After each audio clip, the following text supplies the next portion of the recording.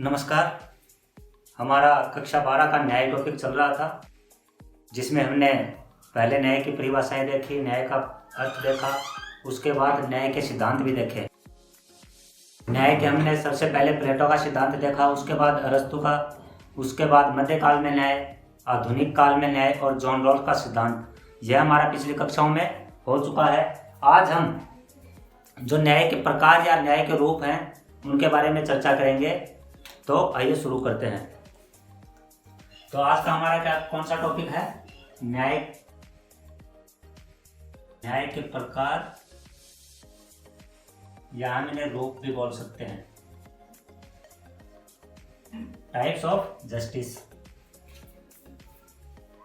परंपरागत धारणा के आधार के ऊपर दो प्रकार की न्याय थी, नैतिक न्याय और कानूनी न्याय।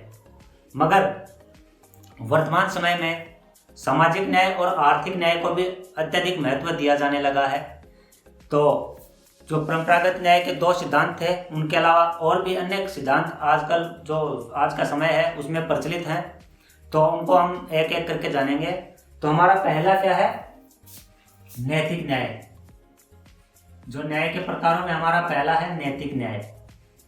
सबसे पहले तो न्याय की जो मूल अवधारणा है, वह जब हमने टॉपिक शुरू किया था न्याय, उसी समय पढ़ा था कि इसकी मूल अवधारणा नैतिकता से जुड़ी हुई है। तो नैतिक न्याय की मूल अवधारणा भी क्या है? नैतिकता से जुड़ी हुई है। मतलब जो संपूर्ण न्याय है, उस न्याय में नैतिकता को अहम महत्व दिया गया है। नैतिकता में दो तत्व पूरी तरह से शामिल किए जाते हैं। एक तो है प्राकृतिक अधिकार,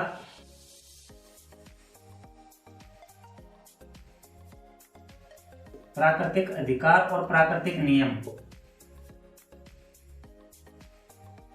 नैतिक न्याय के दोनों मुख्य आधार हैं। हमारा न्याय के प्रकार या रूपों में पहला है नैतिक न्याय, जिसमें नैतिकता को बहुत अहम या महत्व दिया गया है। और नैतिकता के दो आधार हैं, प्राकृतिक अधिकार तथा नियम। समाज में कुछ ऐसे प्रचलित नियम या अधिकार लोगों को दिए जाते हैं, जिनको पालना करते हुए वह नैतिक न्याय को प्राप्त कर सकता है। कुछ देखिए, प्रचलित प्राचीन काल से चले आ रहे हैं कुछ लोगों के जो नैतिक है, जैसे अहिंसा, सत्य, करुणा।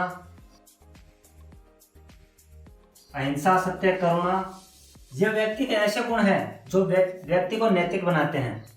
अहिंसा है, सत्य है, करुणा है, वचनबद्धता, और भी ऐसे गुण हैं जो व्यक्ति को नैतिक रूप से उसका उत्थान करते हैं, व्यक्ति में नैतिकता का समावेश करते हैं। इन्हीं गुणों की पालना करते हुए जब व्यक्ति अपने जीवन में इन सभी गुणों को आत्मसात कर लेता है और इन्हीं के आधार के ऊपर अपना जीवन व्यतीत करता है, तो यही क्या है? नैतिक न्याय है। एक बार ध्यान दीजिएगा शुरू से। हमारा न्याय के रूप या प्रकारों में नैतिक न्याय है पहला प्रकार, जिसमें नैतिकता को अहम महत्व दिया गया है। नैतिकता के दो आधार हैं, प्राकृतिक नियम तथा प्राकृतिक अधिकार। समाज में कुछ ऐसे नियम बना दिए जाते हैं जिनकी पालना करते हुए मनुष्य समाज में अपना स्थान बनाता है। दो व्यक्तियों के बीच जब कोई भी लेन देन होता है तो इन्हीं प्राकृतिक नियमों के आधार के ऊपर होता है, और इन्हीं नियमों के आधार पर व्यक्ति को प्राकृतिक अधिकार भी दे दिए जाते हैं। अब व्यक्ति में जो नैतिक गुण होते हैं वह है सत्य है, अहिंसा है, करुणा है, वचनबद्धता है, और भी अन्य गुण हैं जिनके आधार पर व्यक्ति में नैतिकता का समावेश होता है। और इन्हीं गुणों को जब व्यक्ति आत्मसात कर लेता है और इन्हें आत्मसात करके वह अपना जीवन जीता है, समाज में रहते हुए अपना जीवन जीता है, तो यही क्या है? नैतिक न्याय है। तो हमारा पहला जो रूप हो गया वह कौन सा था? नैतिक न्याय। अब अगला हमारा जो प्रकार है वो है कानूनी न्याय। न्याय के प्रकारों में हमारा अगला है कानूनी न्याय। कानूनी न्याय से तात्पर्य है कानून के समक्ष समानता, अर्थात प्रत्येक व्यक्ति को कानून के अंतर्गत रहते हुए सरकार द्वारा जो कानून बना दिए जाते हैं उनकी पालना करना तथा अगर कोई किसी भी प्रकार का कानूनों का उल्लंघन करता है तो सबको एक समान दंड की व्यवस्था की गई है। मतलब जो जैसा करेगा उसे उसी अनुपात में क्या मिलेगी, सजा का प्रावधान होगा। यही क्या है, कानूनी न्याय है। तो कानूनी न्याय क्या है, कानून के समक्ष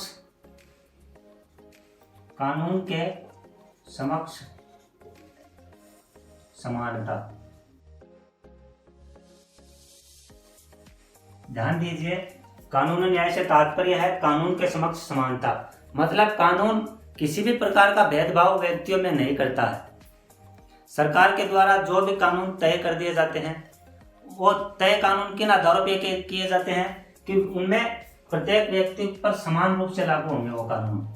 सरकार जो भी कानून बनाती है, कानूनी न्याय का अर्थ है कि सरकार के द्वारा बनाए गए कानून जो भी संपूर्ण नागरिक है राज्य के, उनके ऊपर समान रूप से लागू होंगे। इनमें किसी भी प्रकार का भेदभाव नहीं किया जाएगा। और अगर कोई भी इन कानूनों का उल्लंघन करता है तो एक समान सजा का प्रावधान है। किसी भी प्रकार का भेदभाव नहीं किया जाता है। वह चाहे किसी भी वर्ग से आता हो, कि उसके समाज में कोई भी स्थिति हो, वह उससे प्रभावित नहीं होता है। कानूनी न्याय का यही अर्थ है। अब कानूनी न्याय के दो धारणाएं हैं। कानूनी न्याय दो धारणाओं पर आधारित है। धारणाएं कौन कौन सी हैं? पहला, सरकार जो भी कानून बनाए वह न्यायोचित होने चाहिए। न्यायोचित कानून।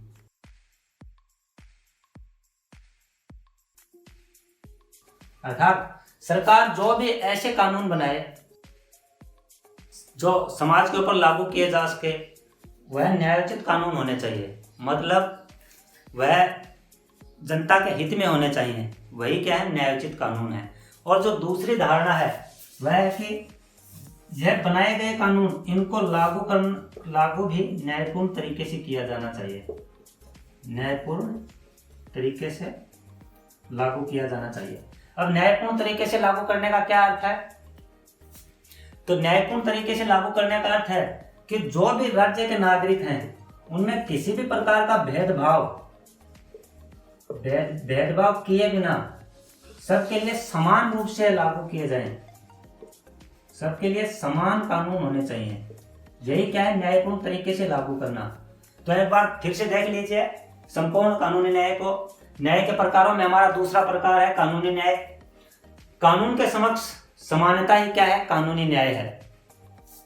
कानूनी न्याय की दो धारणाएं हैं।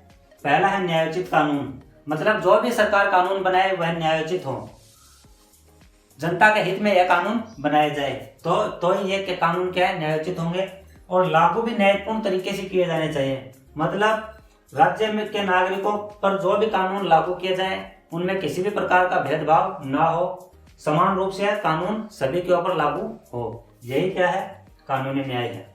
अब हमारा न्याय के प्रकारों में तीसरा है राजनीतिक न्याय। तीसरा प्रकार हमारा आता है राजनीतिक न्याय।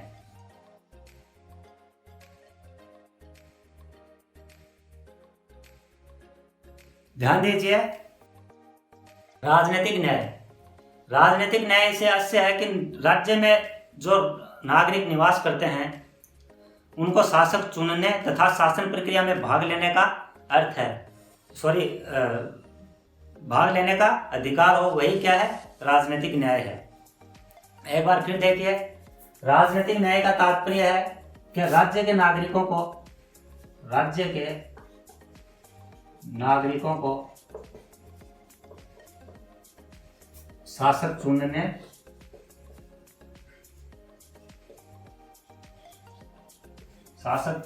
व शासन प्रक्रिया में भाग लेने का अधिकार हो।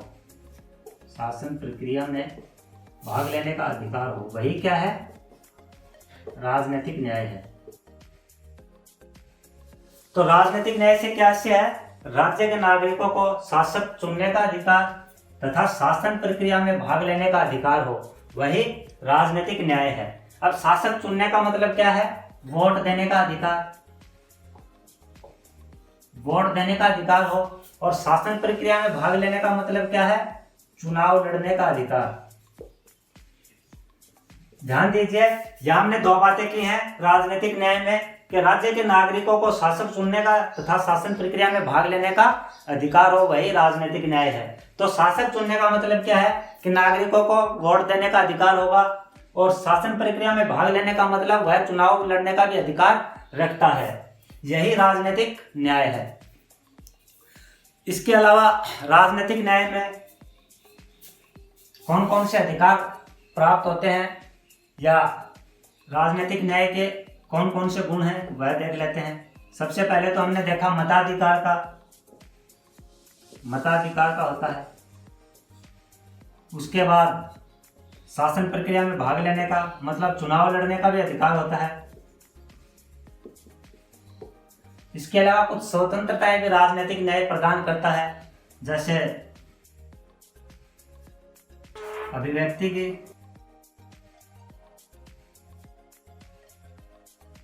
अभिव्यक्ति की भाषण की आदि स्वतंत्रताएं भी राजनीतिक न्याय हमें प्रदान करता है। तो ये राजनीतिक न्याय आप समझ गए होंगे, और इसका उद्देश्य क्या होता है? लोक कल्याण। राजनीतिक न्याय का उद्देश्य होता है लोक कल्याण करना।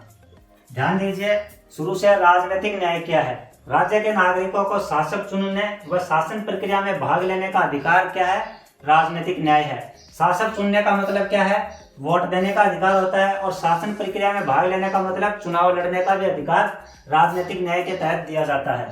अब अन्य कई अधिकार हैं, जैसे हमने देखा वोट देने का, मताधिकार का भी होता है, शासन प्रक्रिया में भाग लेने का अधिकार होता है, अभिव्यक्ति की स्वतंत्रता और भाषण की स्वतंत्रता भी राजनीतिक न्याय के तहत दी जाती है। और राजनीतिक न्याय का मुख्य उद्देश्य क्या होता है? लोक कल्याण होता है। मतलब राजनीतिक न्याय किस उद्देश्य को ध्यान में रखते हुए? लोक कल्याण, मतलब जो लोगों का हित है उसका ध्यान रखते हुए ही राजनीतिक न्याय को लागू किया जाता है। तो हमने 3 न्याय देख ली हैं। राजनीतिक न्याय, इससे पहले हमने देखी कानूनी न्याय, और उससे पहले हमने देखी थी नैतिक न्याय।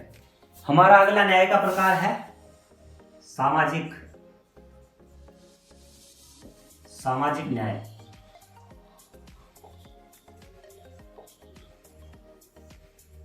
सामाजिक न्याय क्या है? समाज में समस्त नागरिकों को एक समान मानना ही सामाजिक न्याय है। अर्थात किसी भी प्रकार का भेदभाव न करना ही क्या है? सामाजिक न्याय है। रंग, जाति, लिंग, वर्ण या वर्ग तथा प्रजाति के आधार पर किसी भी प्रकार का भेदभाव न करना ही क्या है? सामाजिक न्याय है। ध्यान दीजिए, सामाजिक न्याय का अर्थ क्या है? तात्पर्य क्या है? समाज में रहने वाले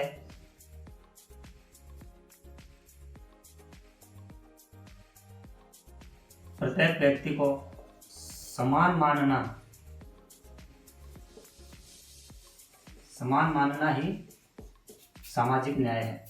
इसे हम ऐसे समझ सकते हैं कि धर्म, जाति, लिंग, वर्ण, वर्ग और प्रजाति आदि के आधार पर किसी भी प्रकार का भेदभाव ना करना ही क्या है? सामाजिक न्याय है। राज्य द्वारा प्रत्येक व्यक्ति को उसके विकास के समान अवसर प्रदान करना भी सामाजिक न्याय है। अर्थात राज्य का क्या कर्तव्य है? सामाजिक न्याय के अंतर्गत राज्य का कर्तव्य है कि वह प्रत्येक व्यक्ति को अपने विकास के समान अवसर प्रदान करे।